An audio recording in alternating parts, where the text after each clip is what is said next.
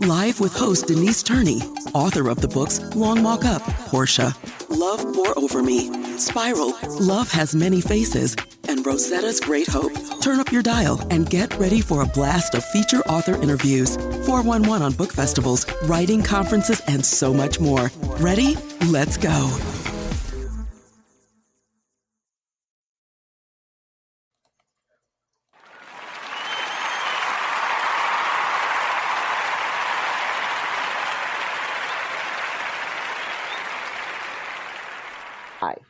All right.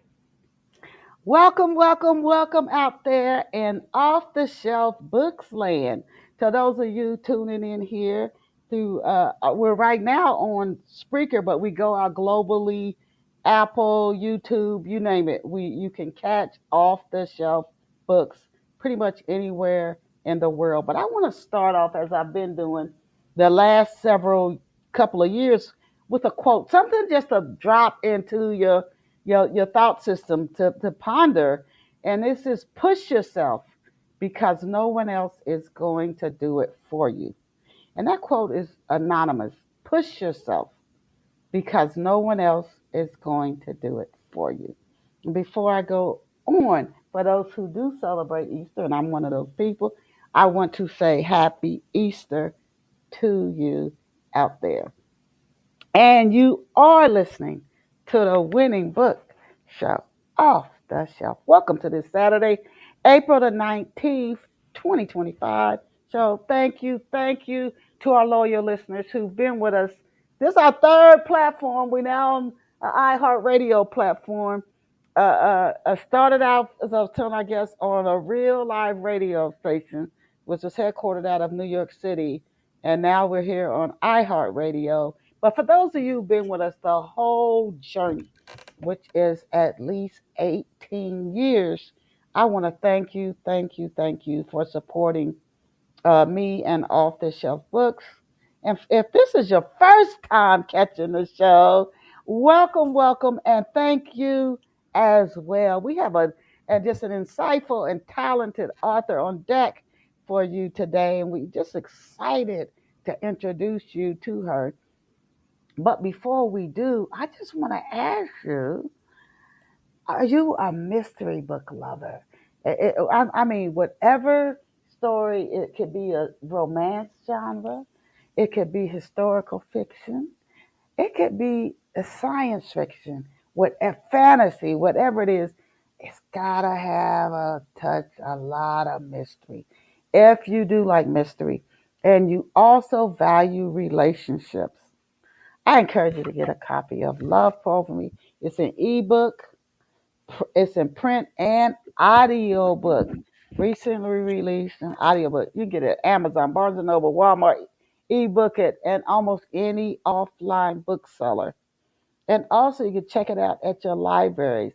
But if you do value relationship, there's a complicated father-son relationship in here. But oh my gosh, just to watch that relationship itself evolve. And then also there is this romance, this soulmate. This Raymond and Brenda really do belong together. That's also in Love Over Me. Third, when it comes to relationships, there are these five dudes that meet in college. Raymond is a track star. There's another guy who goes on to the NFL and he has an awesome career. And their friendship, these five dudes' friendship, it lasts a lifetime. And then one of them, could it be Raymond? Could it be one of his friends? Is involved in this murder. There's this connection there. So there's a murder mystery and there's these awesome relationships. If you value relationships and you love a mystery, I encourage you to get a copy of Love Over Me by Denise Turney. You can get it, you can listen to it audio. You can ebook watch it on your uh, digital device. Or you could do the way I love to read stories. I'm a paperback person. I love paperbacks. You can get it in paperback. Please go get a copy of Love Pour Over Me today. And now let us go and meet our very special off the shelf books guest. And today's guest is Bianca Pensy Aba. And if I said her name wrong, I hope she corrects me. Bianca was born I know I'm gonna say this wrong. In Yaoundé, Cameroon, Africa. She relocated to the United States on a basketball scholarship. Go, Bianca. When she was 18 years old, she attended Lighthouse Christian School in Antioch, Tennessee, and later John Brown University in Arkansas and Wiley College in Texas. Bianca graduated from Iowa's Graceland University in 2017. And although she is a talented athlete, at her website she shares that she has wanted to be a writer since she was a kid. Today, Bianca is putting her writing passion to work. 52 weeks, a party of one, and across both sides of the mirror are two of her published books, with hopefully many more to come. I encourage you to check Bianca Pensy Aba out online at biancapensyaba.com, and that is spelled B as in boy, Bianca, P as in Peter, ENSYABA.com. And just one more time, Bianca Pensy Aba.com. This one thing I love about off the shelf books. You can actually click over their website right now, check out her books, the covers, the synopsis, more about her, even as you listen to today's show. And we are just honored to have Bianca join us on Off the Shelf Books this morning. Welcome to Off the Shelf, Bianca. Thank you. Thank you so much for having me, Denise. Oh, it's a pleasure. And look forward to what you share. I tell our guests two things at the start. I always learn something from every guest. So this is just such a blessing for me. I always walk away learning something. And then the Mhm. first few questions I ask every guest so our listeners can get a little backstory on our guests before Mhm. we launch into talking about their books and their writing and book marketing, etc. So to kick off today's show, Bianca, could you please tell off the shelf listeners where you grew up, kind of alluded to that in the intro, and what life was like for you growing up. Okay, so I grew up in Yaoundé. You pronounce it perfectly, in Cameroon. So I was there until I was about 17, 18 years old. And I was really into, books, academia, but also basketball. So that is actually the thing that allowed me to move to the United States. So when I was 17, I was able to put kind of a video together with the help of a friend who had some contacts here in the US. I sent it over, and Lighthouse Christian School was one of the school that recruited me, right, to come to the U.S. on a scholarship. And then I made that move. I was in Nashville for a couple of years, and I was able to get a scholarship from there to go to university, and ended up graduating from Graceland in Iowa. So that's a little bit of my story. So growing up, I mean, life was really nice, in Cameroon, but I always had aspiration, whether it was in sports or with writing. And I was so happy once I graduated from school to finally, start working my way back to that passion from writing. Because while I was in college, my focus was really sports, right? Because that was the thing that allowed me to pay for most of my school. So I focused on that a little bit for the 4 years that was in college. And then after that, slowly I started writing my debut, Across Both Sides of the Mirror, and later 52 Weeks, A Party of One. That will be out on April 23rd. So just in a few days.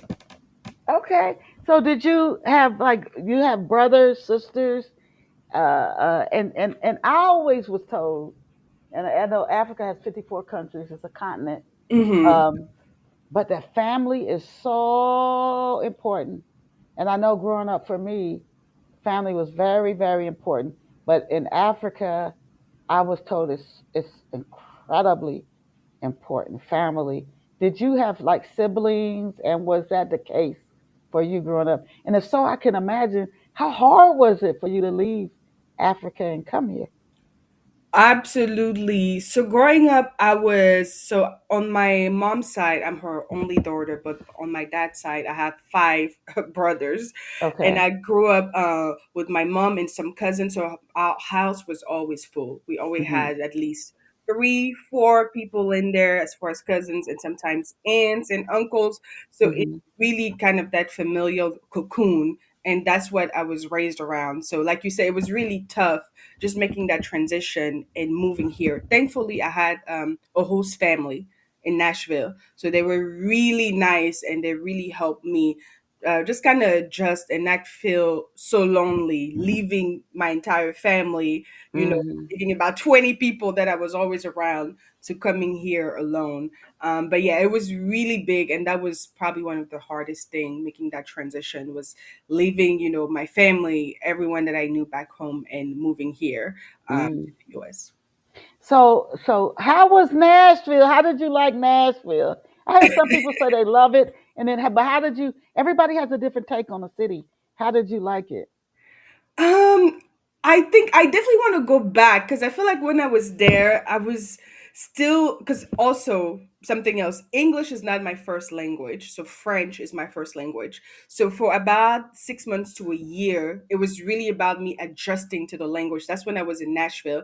So I feel like I didn't really get a chance to explore it as much because I was really kind of in a learning phase. So it was all about, being in school, learning the language. But I really loved Nashville. It's a really beautiful city.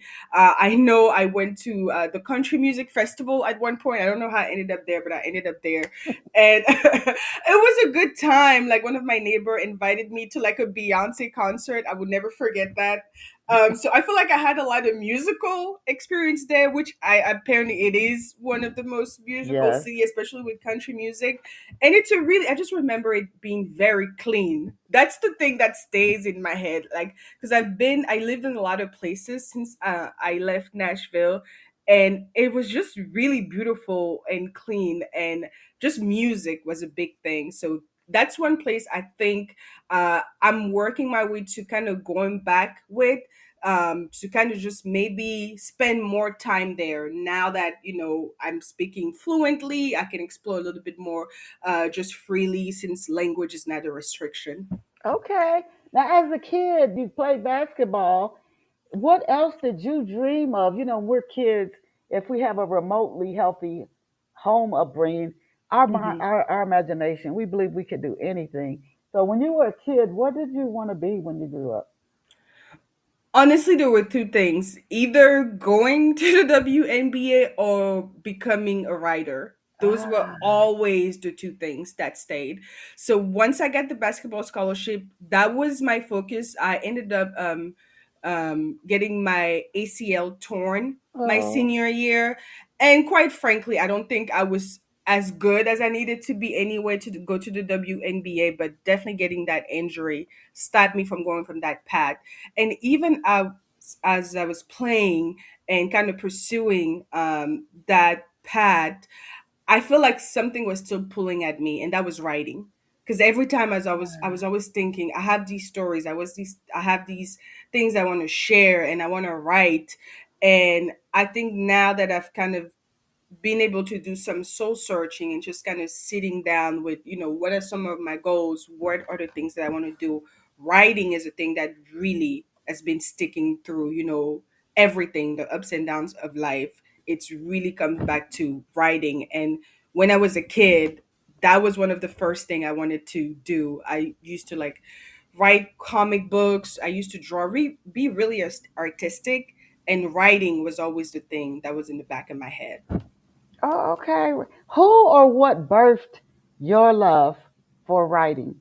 Where did your passion for writing come from? Mm, that's a great question. Ooh, quite frankly, I'm not even. It's one of those things. I don't know if you had those feelings. Something that's just always been there. Again, I feel like I've been always kind of a curious kid, just always just observing things. And I was a little bit shy, more reserved. So the main ways that I could express whatever I saw or whatever I went through that day was through going back and writing things down, whether it was journaling or just creating stories. So I think it really came from that. My mom used to read a lot as well, so she also has books around. So my love for reading, I think, came from that, seeing my mom reading a lot. But as far as writing, I feel like it's something that's just always been there, and it was just a way for me at first just to process thing and put that to writing, and later on that just kind of evolved into storytelling with novel writing. Okay. Now I want to, for our listeners, I always like our listeners, whether they're writers themselves, avid book lovers. I'm still a book lover. I love to read, as well as write. But people have different interests, and someone might listening to off the shelf now. They might be interested in starting a business, kicking off something. Now you've met the challenge, Bianca, of significant change, and I was actually thinking about this morning, Hmm. early this morning, about just shifting. You've met the challenge of significant change at least once with your Yes. move to the United States. I mean, that's magnanimous change. Can you share 1 to 2 tips for people? There's something you said you've always known this writing. There's people who they know there's something they came here to do, but they're scared. Mm. They are scared to make a big change. Could be a job change, relationship, aging with grace. It could be a big change, starting a business. They know it's been in them for so long, but they're so scared. Can you share 1 or 2 tips that could maybe help somebody take that step if they're really scared to make a big change? Mm. Yes, I can. Wow, that's a great question. Ooh, okay. So I think first you really have to sit and figure out what is that thing you do want to do. So I'm assuming you're already there. You've already done that work and you know you're looking to start a business or maybe become a professional writer or do something else. Once you know for sure that is the thing you want to do, I think it really comes down to taking that leap in that direction. It is going to be scary. It really is going to be, because a lot of time it's not maybe the most classic path that most people take, right? You're taking this risk instead of maybe working a 9 to 5, or I don't know, whatever it is, you're going in that direction, and it's going to be scary at first, but I feel like if you know this is what you want to do, I mean, we only have one life, and you just have to take that leap and not give up. You have to keep going. It's not going to be easy regardless of the path that you're going to take, especially when you're talking about, becoming an entrepreneur in whichever field you're looking to do that. It's going to take time. So it's important also to have a support system, whatever that is. Maybe it's, friends, or it's family, or it's people who are doing things similar, or a community that way, or maybe it's just you, having a hobby, whatever it is. It's important to have something to kind of just anchor you and give you some breathing room. But I think the biggest thing is just jumping into that once you know what it is, and just not giving up, because it is going to take time. It's not going to be easy, but once you get to the end of it, it's going to be worth it, right? You're going to look Ah, back. Yeah, it's always going to be worth it. So you just have to keep going. yeah, if you're on the right path, Yeah. I would agree. You might be scared. It's brand new to you. Mm-hmm. Start. You could talk to people who've done what you want to do. They could tell you about some of the challenges. They could give you maybe some tips, some ways you could save time or save Right. money or energy. They can tell you some of the challenges and some ways around them. You could Mm, read books about it. But at some point, even with all your research, you're just gonna have to do it. At that's some it. point you're just gonna have to sit down and either write the book and publish it, and after you get it edited and just see what happens and Hmm. market it, you're gonna have to just start the business. And some people might start a couple of them before they get one that takes off. That's it. At some point you're just gonna have to do it. But I do think doing some research ahead of time and talking to people can let you know what to expect, and and then you're just gonna have to take the leap. Now, where did you get? This is your latest book, and we definitely want to talk about both of your novels. But Hmm. where did you get the idea for the book, 52 Weeks, A Party of One? Interesting title. Thank you. So the idea came from some of the things I've seen recently. I think there's something you've even said earlier. I don't remember the phrasing. I think you talked about maybe like aging gracefully was one thing that you mentioned. And this is not specifically that, but this is someone who's spending a lot of time alone. And I've noticed that a lot of people, women especially, have been really focusing on, what make them happy, whatever that is, whatever their goals are, how they want to do life, and spending a lot of time on their own to figure out what that is and being happy in that solitude. So this character, this story is someone who has gone through something really rough. So essentially she finds out that her best friend and her boyfriend are having an affair, and that leads Mm. her away from her hometown all the way to another city where she spends a year alone. And within that time, she really digs deep into her past, right? So just the fracture that she have in her relationship with her mom, her brother, her father has passed away, but he wasn't present in her life. So she's kind of unpacking all that and also what she just found out. And in the end, it's really going to come down to her kind of rebuilding, right? Finding a new community, finding what it is that she wants to do with her life. And she spends a lot of time alone, obviously not 52 weeks completely alone, but a lot of time is her doing that reflection, meeting new people, and coming stronger on the other side of everything that broke her and got her to that point. So the inspiration was really coming from just having conversation with different people and just kind of seeing that a lot of people are doing kind of that work to go inward, to come back and get stronger from doing whatever that work was for them. Where and when? Where and when? Like what time is it? This in the current time or 10 year, 20, early 2020s? Where? What city? What state? Where and when does this story, 52 weeks, take place? Oh yes. So this is a contemporary story. So I'm not specific about the date, but it's definitely in the 2020s for sure. And it starts in Denver, Colorado, and it Hmm. ends in Dallas, Texas. Ah. Yeah. Now, please describe Aisha. I had a friend named Aisha. Is Aisha quiet? Is she talkative? Is she strong-willed? Is she laid back? What's her family makeup like? What is she like? Yes, so Aisha is definitely someone who doesn't keep their tongue in her mouth. She's definitely talkative. She's going to speak her mind. She's going to say what she thinks. So that's why when she has that discovery and finding that betrayal, it actually put her in a place that she's not used to be, where she doesn't know what to say because she's so shocked by what happened. But in general, this is somebody who actually maybe pretty rash, so speak before thinking, and this is some of the things that she has to think about just looking back at her past.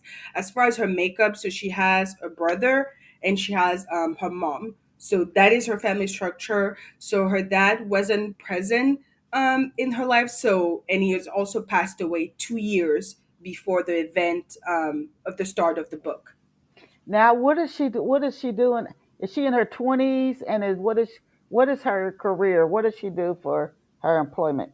Yes. So she is in her early 30s. So she's 31 years old, and actually figuring out her career path is also something that's discussed. So when she starts in the book, she works as a professional house sitter. So this is something that she's doing. So she's also kind of going with the flow of life. So she's not exactly sure what she wants to do. She feels like she loves the job that she has. She feels fortunate to have it, but at the same time she's also feel like she's been kind of going with the flow of life. So this is something that she's also unpacking in the book, just kind of figure out what her life looks like, especially when it comes to professional path.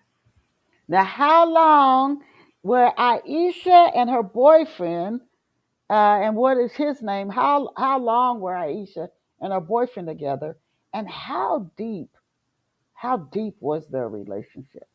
Yes. So the boyfriend's name is James, and they were together for 2 years. Okay. So before the incident and the affair, they were actually talking about, they moved in together shortly before that happened, and they were discussing getting married.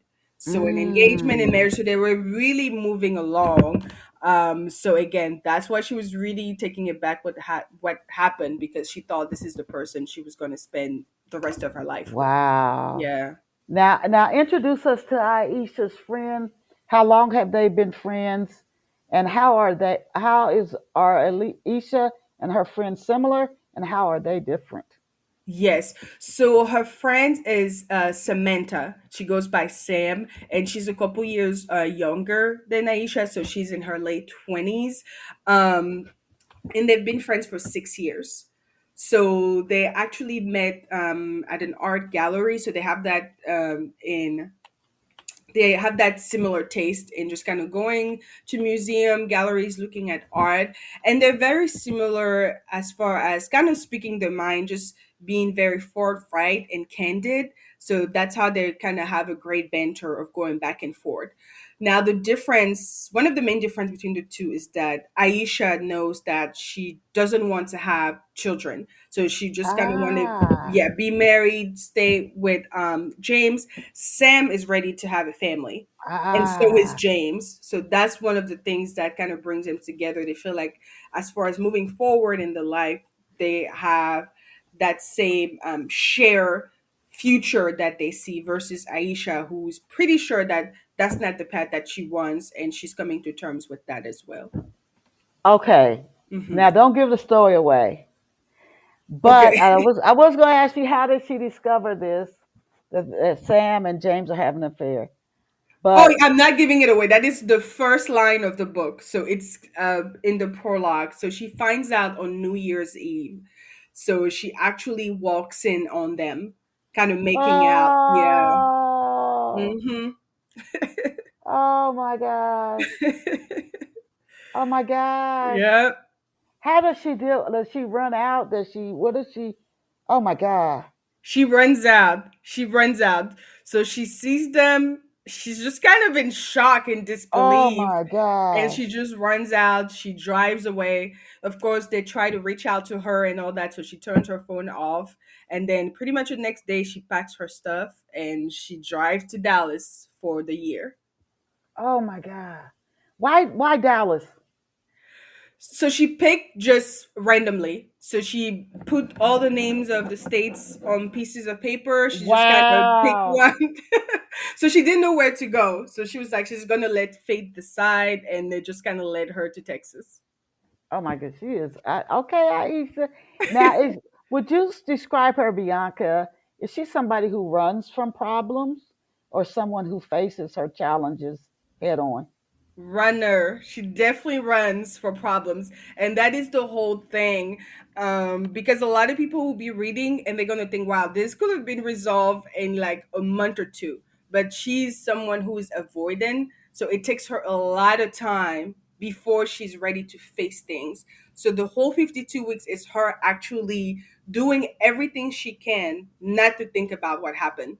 So she's trying to Oh, distract herself, do other things, but again, these are things that you cannot run away forever. So eventually, she ends up kind of hitting a wall where she has to face it, and there's really no other way unless she just wants to hit rock bottom, essentially.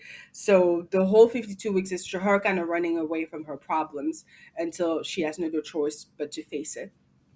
so what are some signs that someone might be a runner? Mm. I think one of the biggest signs is just not addressing things, right, and running away physically even from a situation. So if there's a problem or there's something that needs to be talked about, this is someone who's going to say maybe, hey, I'm just not ready to do it right now, which is not always bad, but usually most people will come back to that situation at some point and have that conversation. But for her, that took longer. I mean, almost a year to have that one conversation, because it just felt like it was just too much to handle. So I think a runner is someone who's just going to walk away and never come back, or come back at a really delayed period of time. And they're just going to do everything that they can in the meantime to not think about their problems and they're just going to distract themselves by doing everything that they can or that's in front of them to not face the situation at hand. Mm. So in Aisha's case, have has have are there many things she's dealing with? Not just Samantha and James, but as she takes this year off, and what happens again? Don't get a story away there. Something must happen to make her realize it's time to face it. Yes, yes. So, something definitely does happen, and she deals with more things. So, one of the main things also is that she was really hurt by the relationship or lack thereof that she had with her father, and that Ah, is a thing that is running, and that's also one of the things that is the source of kind of her character or her being avoidant or not dealing with things, is that she also has abandonment issues. So during the book she's also dealing with the fact that her father wasn't present in her life, so she's looking back at her childhood or when she was a teenager and adulthood, and just kind of how his lack of presence or his absence shaped her. So they had a few interactions. So she thinks back on that.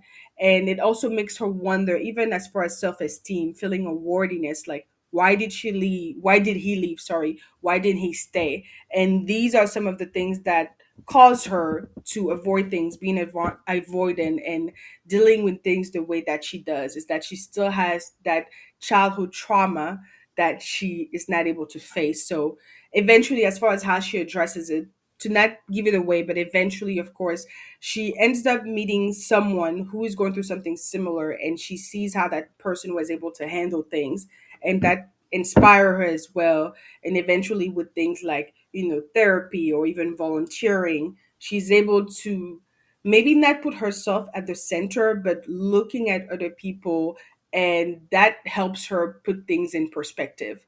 So this is how eventually she's able to turn things around. oh my goodness! It's a has a it's a story of this inner growth, and I just love that. This is the Thank type you. of novel where a reader can come away and their defenses are down because it's fiction, and Hmm. they can learn something that can help them in their own personal life. And there's so many stories you could walk away and come away with a novel like, okay, I picked up a nugget out of that one. Now, based on the book's title, 52 Weeks, A Party of One, when I was researching for your interview, this is what I thought was kind of like the gist of it. Does does Aisha shun true loving relationships? Because I saw her like running away, and now I'm gonna do it all myself. Does Aisha shun true loving relationships after James and she break up? Oh, so she does. So after they break up, she has some opportunities as right in the beginning to form genuine relationship, but she runs away from that, and that's a defense mechanism, right? Because she's afraid of being hurt again, so she doesn't know if she's ready to open her heart. So that is something that she does too. When she has the opportunity to build a relationship in the beginning, she runs away from that, and she also self-sabotage in a lot of ways. So this is definitely part of her journey too. Oh my God, Miss Aisha. We're gonna see her change. Oh, this just popped in my head. Does she ever give James and Samantha a chance to explain, even if no explanation is justifiable? Does she ever give them a chance to explain why they got together? Yes, so without giving away spoilers, so that does happen, but that's not until the very end. Okay. And I think by that time she's already done the work. She's in a different place. But like you said, that's something she was wrestling with. Is that does she even want to hear it? Is there anything really that they can say at this point to salvage the relationship in any way? So this is something that she's wrestling with. But in the end, she has a conversation with each of them separately to just kind of hear them out. But at that time, she's already in a different place, and she's already decided how she wants to move forward with her life. Okay, a few more questions on 52 weeks of part of one before Hmm. we start to explore across both sides of the mirror. Okay. Is Aisha based on a real person, even if in part? Um, no, she isn't based on a real person. She really isn't. I think, again, as I was thinking on this, my goal was really to kind of share a story of someone who was lost a lot and who had to start from pretty much zeros, right? So she lost the person she thought she was going to marry, her best friend. Her father has passed away. She has a fractured relationship with her mom and her brother. So I really wanted to isolate a character and find ways to kind of get them back to the end of the tunnel, to healing, and to feeling like they could start over and they were optimistic about their lives. So it wasn't really based on the person, it was just more so some of the themes and that kind of story that I wanted to share and kind of a character exploration. Okay, so this releases April 23rd. Yes. Off the shelf listeners, you can go check out 52 Weeks, A Party of One. And oh my gosh, when the authors explain their stories, it's like you want to go out and buy them all. And this is by Bianca Pensy Aba. 52 Weeks, A Party of One, again, will be released on the market, available for sale April 23rd. What is it, an ebook, paperback, audiobook? What formats can listeners get 52 Weeks, A Party of One in? Yes, so it's going to be ebook and paperback. Okay, Yes. okay, awesome. Now we're switching gears a little bit, moving away from Miss Aisha and 52 Weeks, A Party of One. Could you please give us a brief overview of Across Both Sides of the Mirror? Yes. So Across Both Sides of the Mirror is my debut novel. And this one, the genre is a little different. So I will say this is a magical realism story. It's still very grounded, but the main character, her name is Nova. And early in the story, she goes to like an antique store and she finds a mirror that seems kind of something about it is weird, right? So she goes home, and what she ends up finding out is that the mirror allows her to travel to an alternate reality. And on the other side of the mirror, she can become who she believes is the best version of herself. So in the real world, she is really insecure. She feels like she's not where she wants to be as far as job, career path, romantic life. And on the other side of the mirror, she gets to be the best version of herself. And all those things starts happening for her. So she finds, a romantic partner, her relationship with her friends improves. She gets a promotion at work. So in the story, she essentially goes back and forth between the real side of the mirror and the other side of the mirror. And in the end, essentially, yet she has to pick one side because she can choose, Wow. yeah, to remain on the other side of the mirror, but it's a fantasy world, right? It's not reality. So that means on the real side, essentially, she will be dying essentially, but she still get to live in that fantasy world. So this is really putting this character in a position where they either have to step into the real world and actually try to make those things happen, or they can just continue to live in fantasy land where everything is working out but it's not reality. I like what you said. It kind of goes back to early and how you, and even how you came to the U.S. and we were talking about taking big risks even when it's scary. I like the way Hmm. you said the two sides. She could either continue to live in a fantasy or take Hmm. the steps to actually become the way she wants to be. Now, where did you get the idea for this story? So this one goes way back. I had the ideas for this story, at least like a rough idea, when I was a teenager. I was still back home. And at the time, I just didn't know how to finish the story because obviously, with the time travel, there's a lot that comes with that, like how much time passes when she's gone, things like that. So I got a little bit overwhelmed and I put it aside. But I think at the time, the idea originally came maybe even from some of my own experience, right? Maybe having a conversation or something that happens and then going back home or walking home or driving or I don't know, and thinking, oh, wow, I wish I would have said this or I wish I would have done this. I wish instead of doing that. And I started thinking, what if there was a reality where I always said the right thing, did the right thing, how differently my life will go. So that's when I had the idea of the mirror, where you have this character where you can actually live those two lives.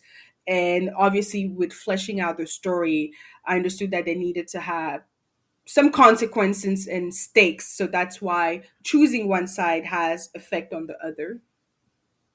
Okay, introduce us to Miss Nova. How old is she? What is she like? What's her career?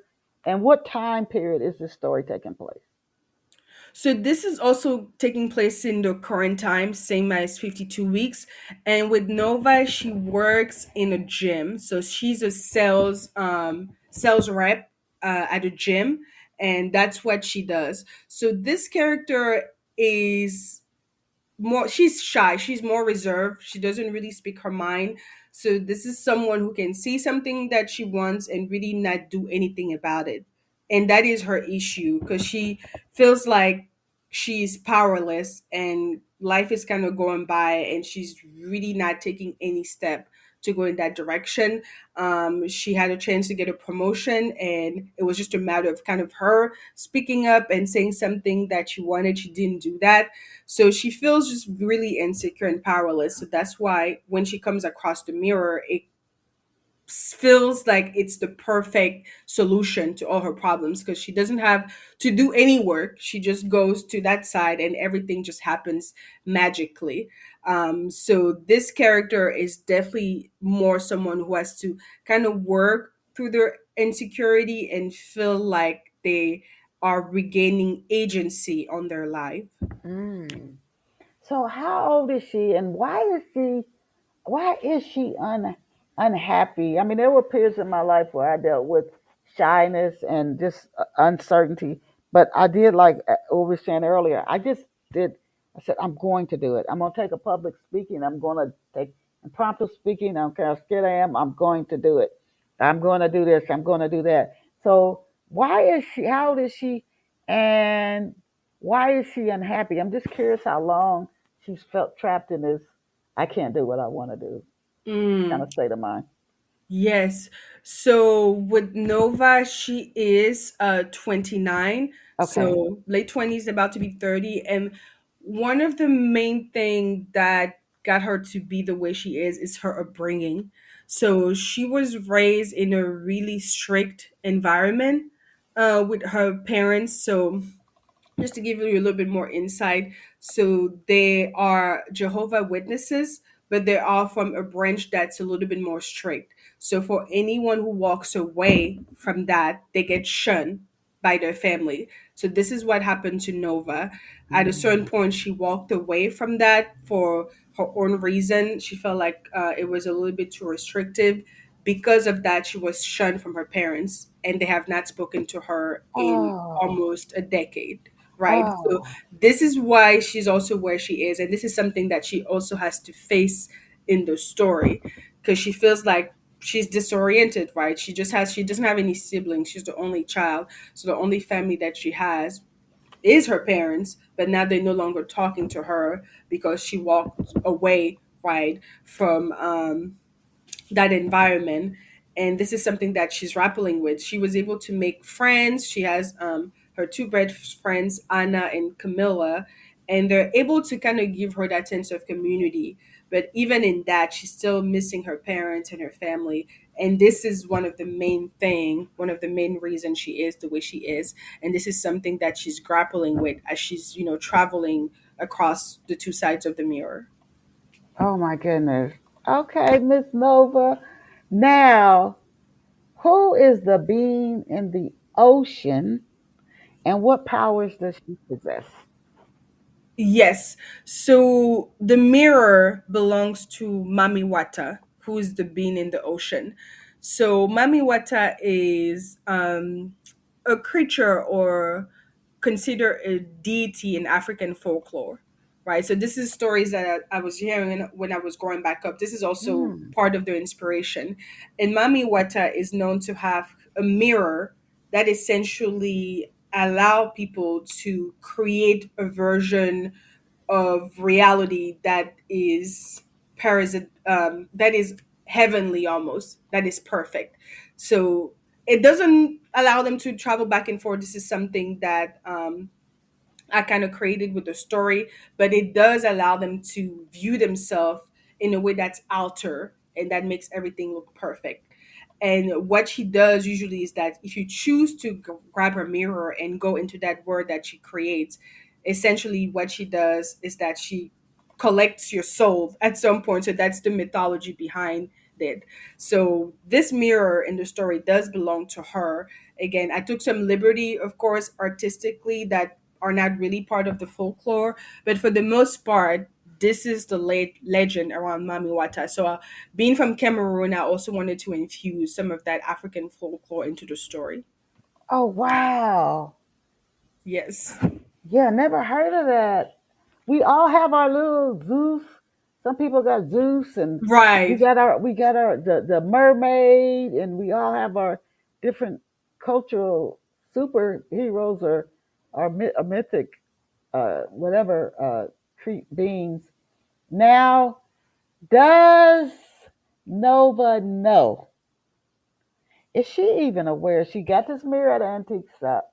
I can see me picking up something like this at an antique shop. Hmm. Does she even know she's living in a fantasy? And if so, when does she come to realize this isn't even real? Oh, she knows pretty much right Oh, away. So the mirror, where she got the mirror from, she goes back to that store, and the person who sold it to her is also aware what the mirror is. So she kind oh, of breaks down to her. She tells her what it is. And I feel like Nova is in such a bad place that she is willing to give up on reality to give in a fantasy because it gives her all those feelings that she is after. So she knows exactly what she signed up for. So in the end, she has to make a choice, having all the information between reality and fantasy. she is aware. Okay. Now Yes. you take on a universal topic, and from that to me, it's like wanting something to easily change. We want stuff to just magically happen. The Yeah. idea pops into our head, just let it happen. Yeah. We wanting something to easily change and change to be instant. Uh, that's something I think that's universal. Agreed. What attracted you to this? Did you know you were tapping into like this universal? How many people want stuff just to happen? Make it easy. Let me take a pill. Let me say something, some positive affirmations, whatever, and poof, there it is.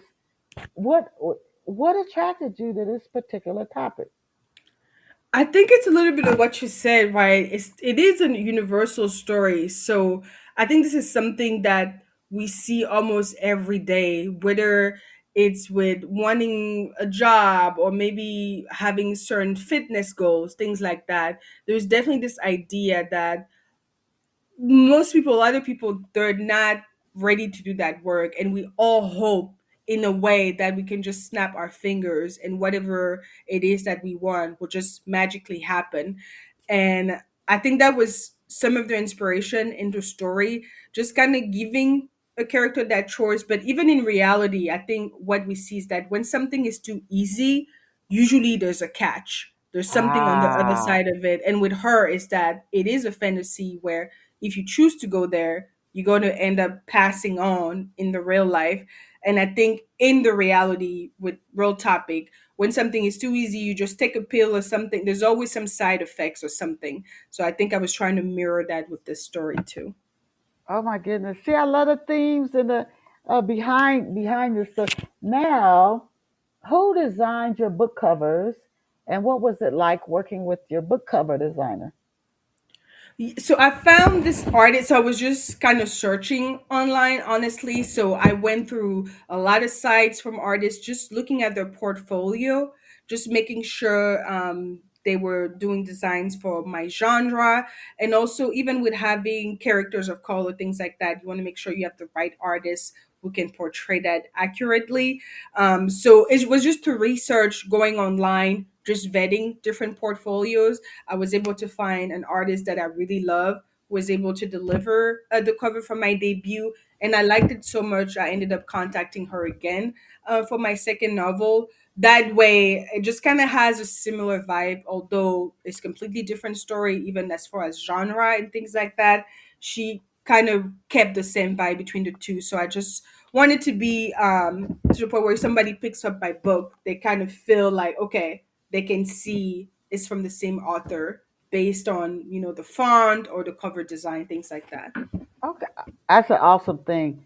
Instead Hmm. of it being a book series, that's a good way to start building out your brand. I like that. Exactly. I like that. What have readers been saying about Across Both Sides of the Mirror? What have you been hearing from readers? The main word that comes back with across both sides of the mirror is relatable. And I Ah, was really happy when I saw that, because that's what I was after. And I think even with my second novel, I just always want to be just honest with the stories. I don't want to embellish anything. I don't want to give characters the easy way out. So I really want to tell a real story, and I just want the character to be more relatable than even likable. So I'm okay if readers don't like the character. I just want them to feel like this is a real story. So that ah, is the main thing that I've been getting, honestly, with the two novels. But with Across Both Sides of the Mirror, relatable is the word that's coming up a lot. okay. Now, at your website, you also share a journal. When did you start journaling? Oh, you really do your research. That's amazing. I think with the journaling, I'm trying to be better at it. Is when I have inspiration. So I think right now I have maybe 5 journal entries. So it's different things that I'm sharing, whether it is maybe a little bit backstory, some behind the scenes on book writing, or my journey so far, what I'm struggling with. So it's not scheduled. It's not something I'm doing like once a month, once every 2 months. It's just when I have something pulling at me, I feel like I want to share something. I just go ahead and enter it on my journal, so people who are subscribed to my newsletter get that. And also I even reshare it on my social media as well, so people can kind of just see what's going on behind the scene and things like that, what I've been up to. Okay, who are some of your favorite authors? As we start to wind down today's show, Bianca, who are some of your favorite authors, and how has their work impacted you as a writer? So immediately, the top one that's impacted me the most, my absolute favorite author, which is probably a pretty common answer, is Toni Morrison. Okay. I just love her writing. She has inspired me so much. I think at this point I have read almost all of her novels. I think I'm missing like Jazz and I think another one, but I love her writing. And what I love about her is that she always also have that element of having something speculative, like an element of magical realism in her story. It's Mhm. very subtle, but it's there. And she just has a way of just kind of sharing stories in a way that's so profound, but she manages to do that in a way that's very succinct. So her books are never like over 300 pages. I've never seen that. They're always short, but she packs so much, and she's just so good with her word and so sharp. And I just love how she shares stories. Her characters are always complex, and I feel like she also is always honest in her stories, as far as just giving us a character and not pushing us in any direction as far as making them, likable. She just shares a story. This is a human person, a human being going through life. This is what they're going through. And the reader just decides, okay, do I like this character? Do I not like this character? Do I relate or do I not? So for those reasons, she's definitely my favorite author. Okay. Now, what writing process do you follow? For our listeners who might want to sit down, they might be listening to you saying, "Oh my gosh, I wish I was like Bianca and had written and published 2 books." What for somebody wanting to get started, or but just for you when you start to write, what process do you follow? Do you start with outlines, character sketches? How do you sit down and start putting a novel together? So for me, maybe the very thing I do is always come up with the title. And Ah, the title for me really anchor my story. interesting. I know that's interesting because a lot of time people write a story, maybe it's entitled until the end, but Yes. That's the very first thing I do, because when I write the story, every time I feel like things are becoming loose or I don't know where the story is going, I always go back to the title. Because for me, the title of my story is the essence of the story. Even if at the end, maybe I end up changing here and there, but it is the thing that anchor me. With the across both sides of the mirror, I knew this character is going between two sides of the mirror to figure out, how she wants to live her life. So every time I was writing and I felt like, this is not adding up, I just went back to that. Same thing with 52 Weeks, a Party of One. So after I have the title, I just kind of write down some of the themes that I'm looking to explore in the story. So that is the second step. So as I'm writing as well, even as I'm introducing new character, things like that, I always want to make sure that their stories and the way that impact, just the plot always goes back to some of the themes that I'm looking to explore. And then, just coming up with their name, their characters, how they're going to be. I'm not too strict on that. I'm definitely more of a pantser than a plotter. I don't have like a strict structure that I'm following as far as, a plot structure. But I think the reason I'm able to still write these books within a few months is because I have a really solid idea of the story that I'm looking to tell. Okay. Okay. So you start with the title first. Title. Yep. Ah, interesting. Now, please share 3 to 4 steps, Bianca, that you have taken that you've personally found, not heard somebody else say, but you've actually done, and you found to be effective at getting the word out about your books. Ooh, okay. 3 steps. So the first one is going to be sending advanced reader copies. That's one of the biggest steps. That's what I've learned between my first and second book. I didn't do that as much for the first one, but I will say give as many free copies as you can. And this doesn't have to be print. I'm talking about like, PDF or EPUB, things that do not cost you any money, because those people are going to be sharing their reviews, sharing their words. It's going to make a huge difference on launch day. So I think sending advanced reader copies is one of them. The second one is honestly doing podcast interviews. So just talking to different people in the writing community, networking in the best way that you can, just to make your voice known. And if you are on social media, I don't post every day, I post barely once a week, but I think that's one of the other ways, especially for self-published authors, just to share the word about your book so people know. Because if you don't talk about it, especially if you self-publish, no one is really going to talk about it until you do. So Hmm. I know for a lot of us writers, especially people who are more reserved, it is tough to always talk about your book, but that's what you want to do. And the people who want to hear your story, they're not going to be annoyed by it or anything. They're going to be excited that you're sharing about your story. So sending advanced reader copies and having events or podcasts, and also having, even if it is a small presence on social media, just to at least share the word about your book. Okay. Thank you for sharing that. Now, 52 Weeks is coming out April 23rd. Are Yes. you working on any other new books that you could give us a glimpse into? Ooh, I'm working on things. It's still super. I wish I could share more. It's still super early, but I'm working on it. I should have more updates by the end of the year. It's still early days. One thing I could tell you is that this one is going to be set between Cameroon and the United States. So it's a Ah, little bit different because my two novels were mainly just here in the US. So this one, I'm going to actually have a character start in Cameroon and move here. So I'm kind of excited to kind of bring that as well, and sharing a story in Cameroon, and the setting with that is completely different. So that's what I'm currently working on. awesome. You're excited to let us know when you finish it, the book, and especially on social media if you have folks, so I can share them. Where Oh, can thank you. listeners get off the shelf? Listeners get a copy of your books. So the copy of my books would be available on all the online retailers. So Amazon, Barnes and Noble, Bookshop.org, Walmart, everywhere online where you buy books is going to be available there. Okay. Do you have any upcoming speaking engagements, whether they're in person at bookstores, libraries, etc., or online, that our listeners could support you at? Not as of yet. I'm working on a few things, but I should be at a few book festivals before the end of the year, and I'm working on the book signing as well. I just don't have a solid date yet, but following me on my Instagram is probably the best way to keep in touch. So once I make those announcements, you'll know what's next. So it's just Bianca Pensy Aba writes.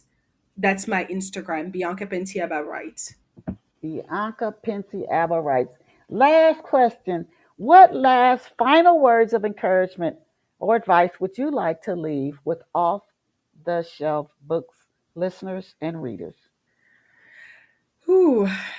I think what I want to leave the listener with is that whatever they're after or whatever they're looking to do, just believe in yourself, believe in what it is that you're after, and don't give up, right?